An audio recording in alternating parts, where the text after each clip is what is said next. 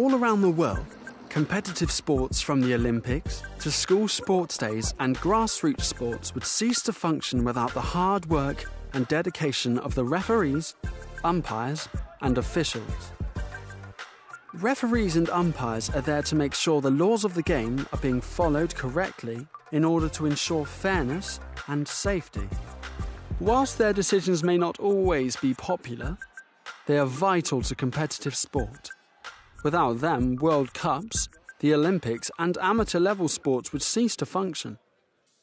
In this programme, we'll be looking at a number of different aspects of officiating in sport, including the role of an official, types of officials, the qualities of a good official, the difficulties faced by officials, and how to become an umpire or referee.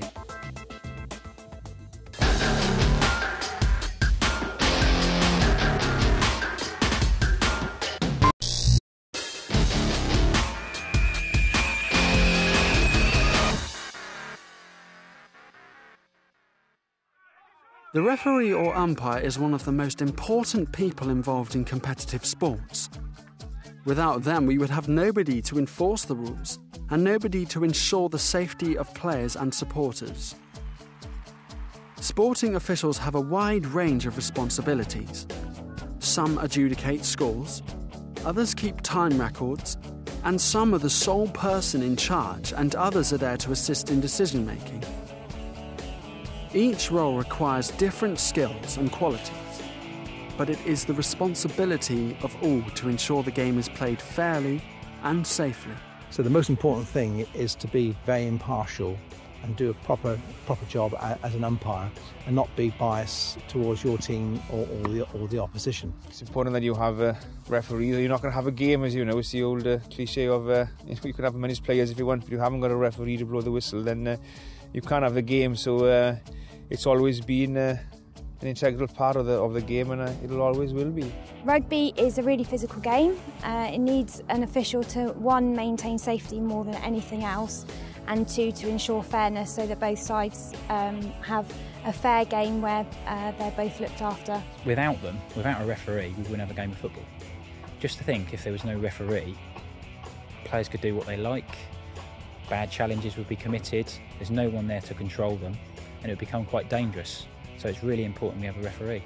A good official has the qualities of being fair, upholding the laws of the game, and being able to be stern when needed. Usually referees or umpires start at the grassroots level, with voluntary work at a local junior or youth club. I started refereeing, helping out Year 7, or the old Form 1 used to call them then, in school, and enjoyed it, and I took it from there then, and then opportunities then through sort of the Welsh Rugby Union and through the societies then locally. I became an umpire after I finished playing, which is what you tend to find from a lot of umpires. After they've finished a playing career, they then go into umpiring. When I was about 15, I saw a girl refereeing on the television, and I thought that I would want to give it a go. Watching her, it looked really good fun, and I thought, well, that's what I'll do and have a go. As the numbers are dwindling, a lot of investment has been placed on recruiting officials for a wide range of sports, and today all governing bodies have recognised training schemes and qualifications at the amateur level, some of which could lead to a defined career path in the professional game. There are courses you can go up to become qualified umpires, and then you can actually go up through all the different levels right to being a first-class umpire and umpiring test matches. So there is a wide range of opportunities for people interested in taking up the challenge. For example, the RFU has the ERA qualifications, which teach you the basics of rugby refereeing. The FA has put a call out for 8,000 more referees, and the Match Officials Association promotes the call for new blood in football refereeing. It's a very good opportunity for young referees to join up as a referee today, because we've even got 21-year-olds on the Football League line as an assistant referee, and they've only been refereeing 4 or 5 seasons, so a great achievement. So lots of opportunities for young referees to even reach the top. You can even be assessed as a referee or umpire as part of a GCSE or A-level in PE. Referees and umpires are vital to competitive sport. There are various roles with differing responsibilities in the hierarchy of refereeing or umpiring. Currently, there is a lot of investment into all sports to find new officials, and often there are designated career paths from grassroots to the professional level. In addition to specific qualification, you can also be assessed as a referee or umpire as part of a GCSE or A-level in PE.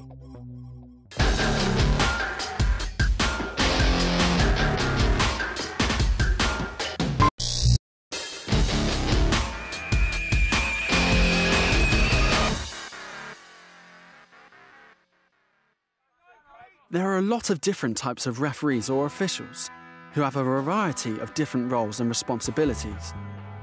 Some are in sole charge, such as cricket umpire or a football referee. Others act as assistants, such as a touch judge in rugby, while some have the responsibility of being a judge or adjudicator. In sports like gymnastics, timers or recorders are essential in swimming and athletics. A football referee or a cricket umpire are examples of an official who is solely in charge of a sport. It is their job to enforce the laws of the game to ensure safety and fairness. He's going to be walking as well. Swans are down the lanes. They also keep a check on the time and have the final say on any dispute in the game. The main role, I think, is to maintain safety. That is the paramount principle, really, of refereeing a rugby game. Secondly, fairness, to maintain equity between both sides. And thirdly, to allow the players to play the game that they want to play within the sort of aspects of the law, really. Whilst they do have sole control over all matters relating to the game, they can take advice during the decision-making process by consulting their assistants or linesmen. Linesmen can help the referee or official to make the correct decision. In tennis, for example, the line judges decide whether or not a ball is out and if the server foot faults. In sports where video assistants are allowed, they can also assist the referee where needed. In rugby, they are used to ascertain whether or not a try has been scored if the referee and touch judges are unsure. In cricket, they can help find out if someone has been bowled or run out. The assistant referees now, his role is to help the referee in any way they possibly can, to make sure that we as officials then get as possible every decision correct, which it is impossible sometimes. But then the assistant referees sort of work within the framework of what the referee lays down to them before the game. If I tell the touch judge, well, I'd like you to look at this, I'll deal with anything like this, and then it's basically the referee is still the chief executive of the day, but the assistant referees there then play a vital part in assisting as a referee to sort of to what everybody wants really is to get the correct outcome, that we get the decisions right. In other sport, the roles of officials are to judge or score the competitors based on how they perform in relation to a set of criteria. For example, in gymnastics, competitors are judged out of 10 on the difficulty of a routine, and on its technical execution, also out of 10. Officials have many varied roles, including starter and timekeeper, in sports like athletics and swimming. In the 100-metre sprint, for example, the timekeeper is called the chief photo judge. In the event of a tie, it is their job to work out to the nearest 1,000th of a second the times of the runners. If the result is still a tie, then the judge can decide to rerun the race or let the decision stand. So there are 4 main types of referee or official: a sole or main person in charge, with the final say on everything, an assistant who helps make the right decisions, a judge who adjudicates scores based on specific criteria, and a timer or recorder who keeps track of times and is responsible for deciding ties.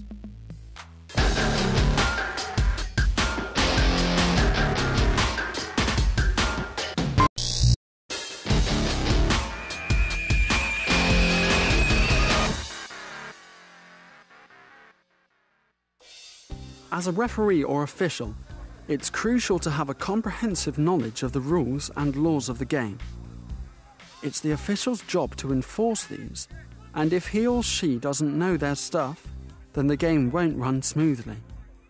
Even seasoned professional refs make mistakes, so it's vital they keep up to date with the rules and laws of their given sport. A referee's put in place because he upholds the 17 laws of association football. His main duties are to enforce the 17 laws and also control 22 players with the help of his assistants.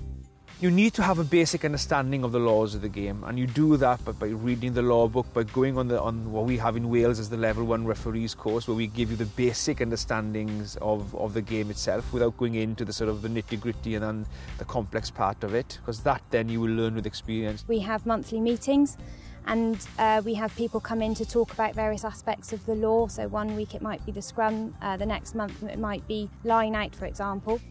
Good observational skills are key. A line judge at Wimbledon watches balls travel at over 140 miles per hour and land on a line only a few inches thick. They have a split second to make a decision. Cricket umpires have to call front foot no balls, and then you have less than half a second to look up and see if a batsman is LBW or caught behind. The umpire has to observe the play and have the ability to apply the proper laws to any given situation.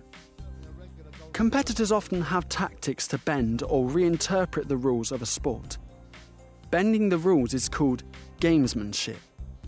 A good referee or official can recognise this and not deem it as illegal. But the officials still have to be vigilant against tactics designed to break the laws. Amazingly, in the Tour de France in 1904, competitor Hippolyte Aucouturier used an invisible wire to get an illegal toe attaching one end of a wire to the back of a car, and the other end he held onto in his teeth. The laws are there, and we all know that when the players play the game, they'll push that law to the limit, and our duty as a referee is to make sure that we keep them within the framework of that law, that they don't step outside it, and anybody then who does step outside it, that we deal with it accordingly, you know. It depends how far he wants to bend the rules, really. If he is out and out wrong, then you would have to penalise him. There is a big emphasis now on trying to manage players, and without having to penalise them all of the time. So you would take them to one side maybe at the next breakdown or stoppage in play to have a word with him and say, look, perhaps try not to do that next time, rather than blowing your whistle all of the time, because nobody, including the referee, wants to blow their whistle all the time.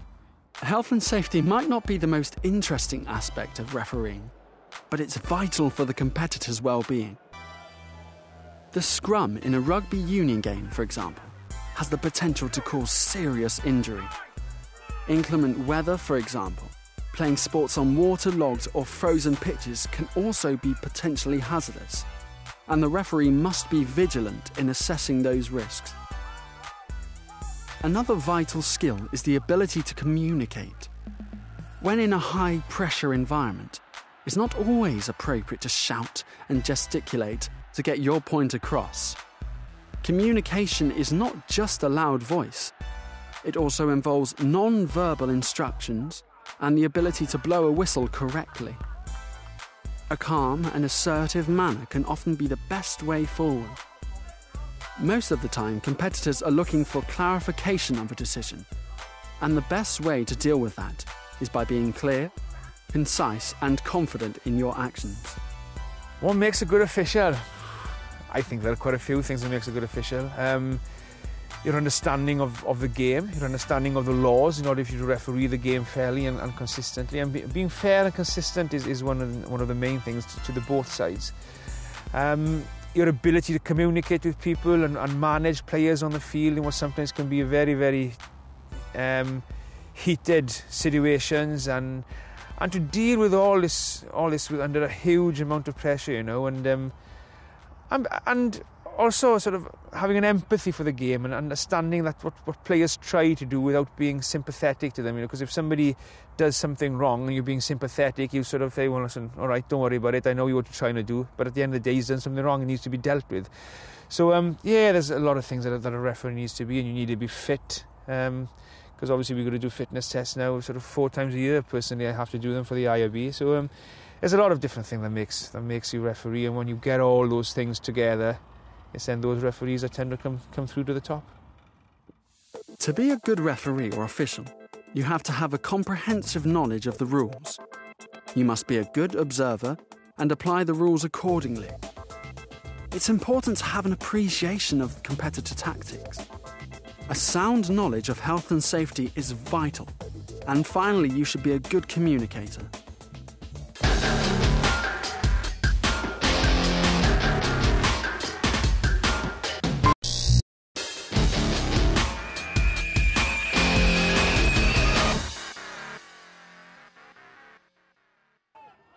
Referee numbers in almost all sports at all levels are at record lows. This is especially true at grassroots level, the lifeblood for professional referees. In this chapter, we talk about the FA's referee recruitment drive, which has been brought about by a drop in referees at non-league level. In 2009, there are only 24,000 active referees for a total of 38,000 games taking place each weekend.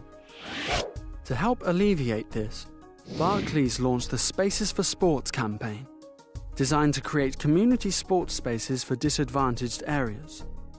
Their survey found that only 9% of the population would consider becoming a referee, and of the next generation of potential referees, the 18 to 34-year-olds, only 1% are qualified or intended to qualify.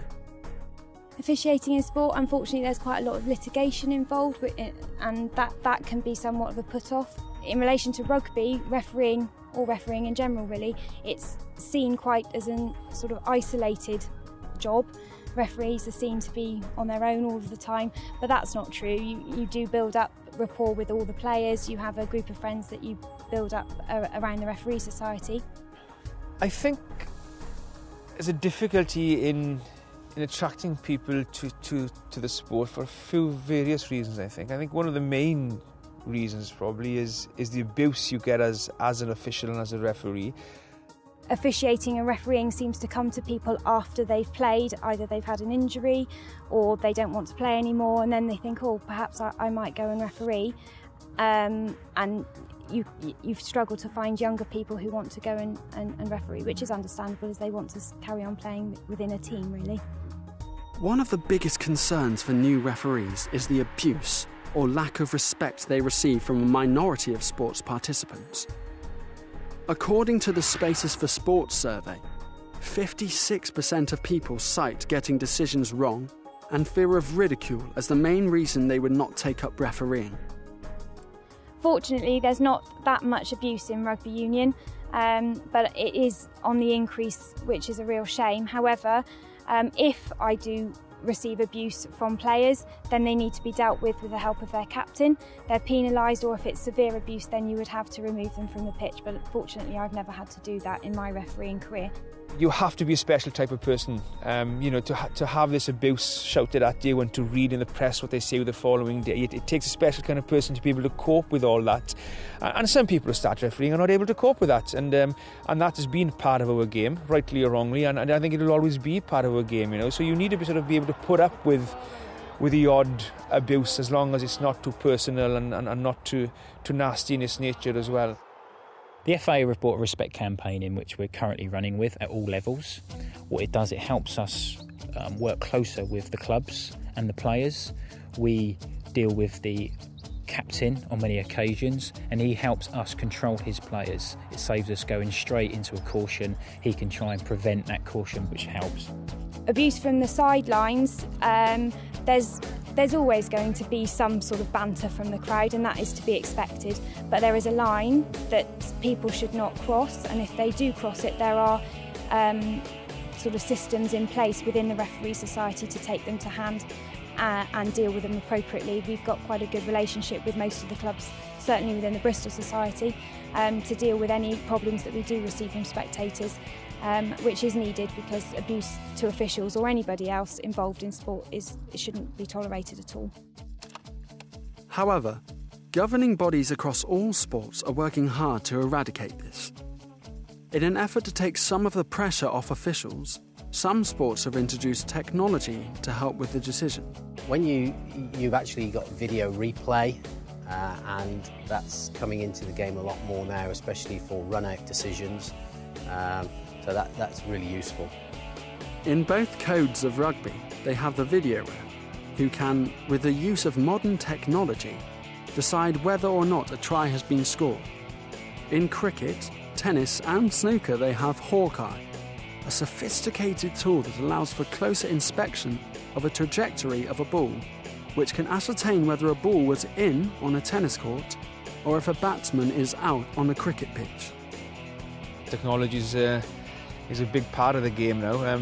We still not got it right. I still think sometimes even with technology we as officials get decisions wrong, but yeah, it's changed, and I guess it's changed for the better, because the more decisions we can get right and make sure that the outcome of the game is right and the side that should have won has won the game fairly, then it's a step in the right direction.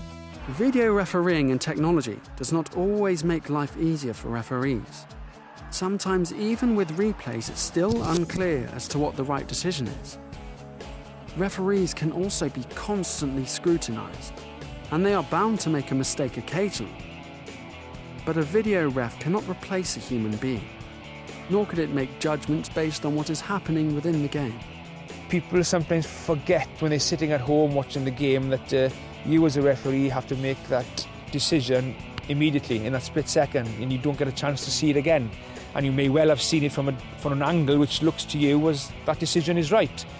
And then when you go home, or when you see what people have seen at home, when they slow it down and watch it the second or the third time, or even when they see it from a different angle, they give another decision which would have been the right decision. And I think people forget that sometimes. Especially in the Premier League, there's 29 cameras at every game. So if you imagine all them different angles, what the cameras have, a referee have only got one angle. We get that split second to make a decision, an honest decision. And commentators look at every decision with the 29 cameras. And sometimes they take 15 takes to find out, is it a penalty, is it not a penalty, in their opinion. Sometimes they can't even make a decision.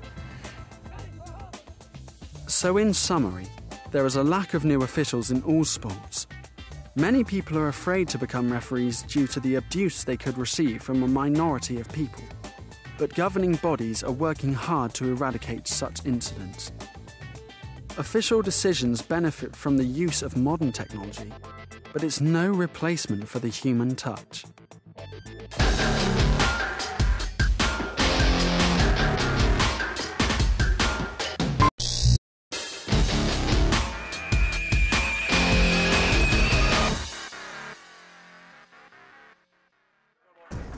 As you can see, a referee's job is not always an easy one. So why become one in the first place? Well, first of all, it can be an excellent way to keep fit. If you're in charge of a rugby or football game, for example, you are constantly moving to try and keep up with the game.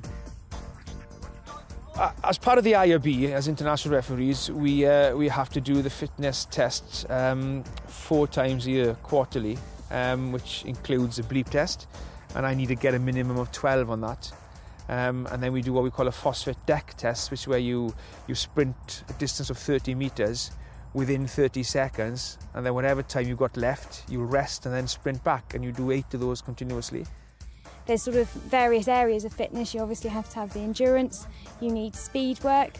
And then you have to do a sprint test as well, where they measure you over 10, 20, 30 and 40 metres as well.